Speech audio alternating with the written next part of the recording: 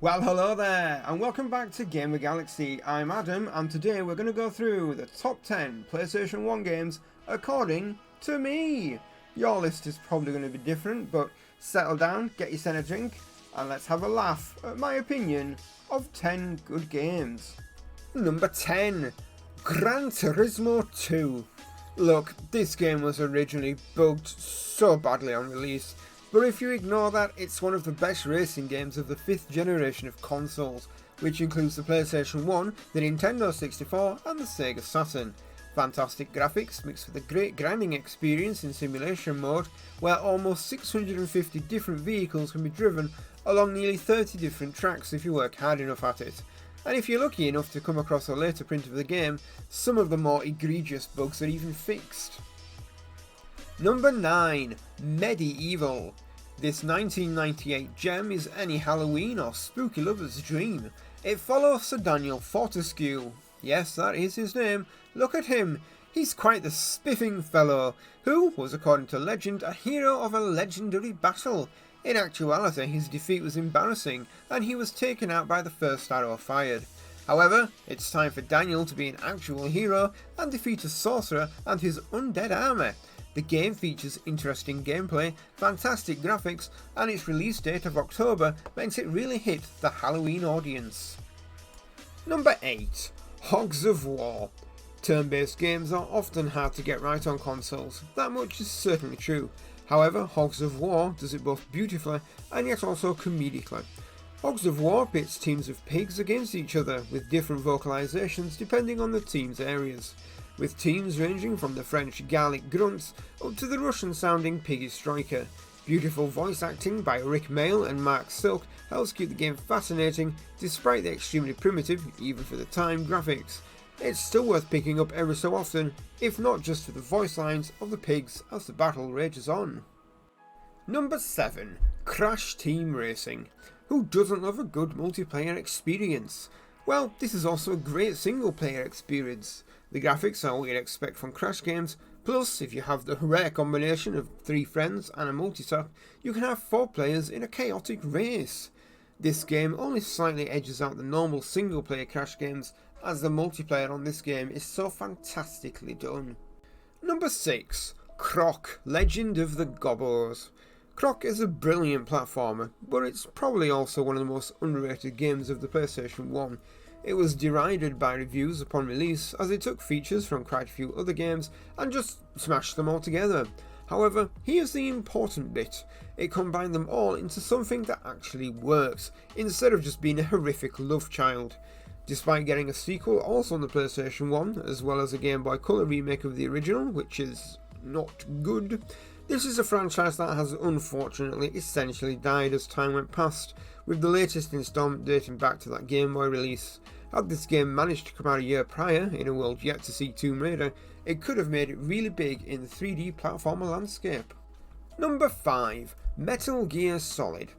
A beautiful 3D world with matching beautiful cinematics helps to bring the fairly basic stealth concept of the game to levels not seen before. This 1998 blockbuster was able to beat even Lara Croft's perfectly triangular bosom in terms of graphical quality for the PlayStation 1.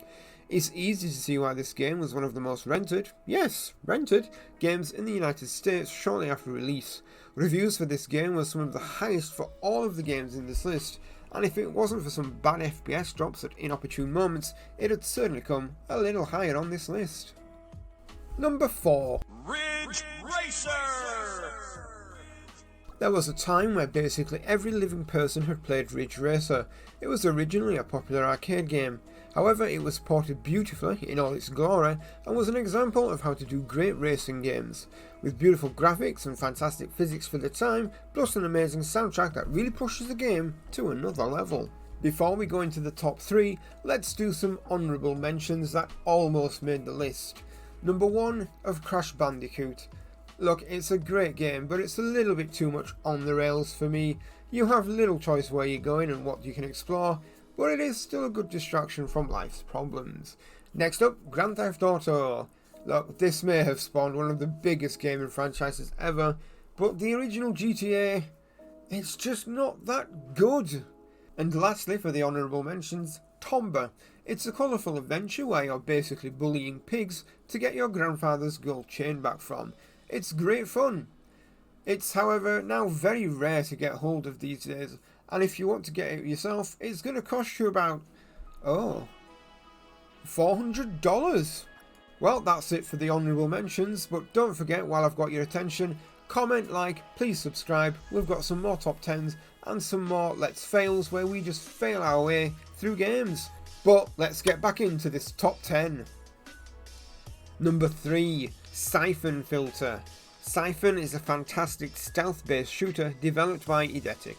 This game had a troubled upbringing, almost being cancelled several times as the developers felt they were inexperienced, which is a fair self-assessment given their last game was Bubsy 3D.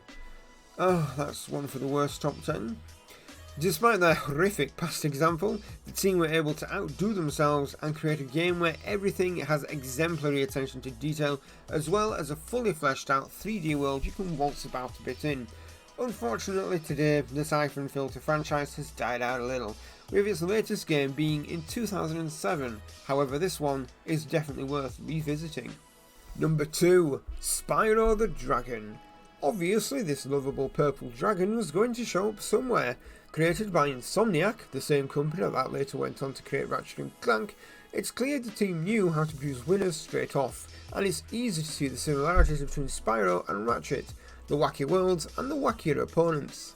The game, also much later in life, had one of the rarest things known to gamers, a remake that was good, actually. The Spyro Reignited trilogy is a masterpiece of how to improve on the originals while still being true, making both the remake and the original brilliant games to play even today. Number 1, Tomb Raider. This game essentially created the standard for action adventure in a firmly 3D console generation. Originally a Sega Saturn game, although about a month later from release it was ported to the PlayStation. Remember when you weren't waiting years for a port? Originally it was essentially the game for your mother to whip out as soon as you'd gone to bed as a kid and she can have her turn. However, it grew to be much more than that, and although modern Tomb Raiders may have gone off the rails slightly, the originals still hold up, as do the movies, in case you've not seen them. Well, there we have it. Thanks for watching till the end, and let us know below if you agree with the list, anything you changed, or if you think it's the worst list in the history of lists. The next video will be the top 10 of the PlayStation 2, so stay tuned for Friday's video. But for now at least, cheerio!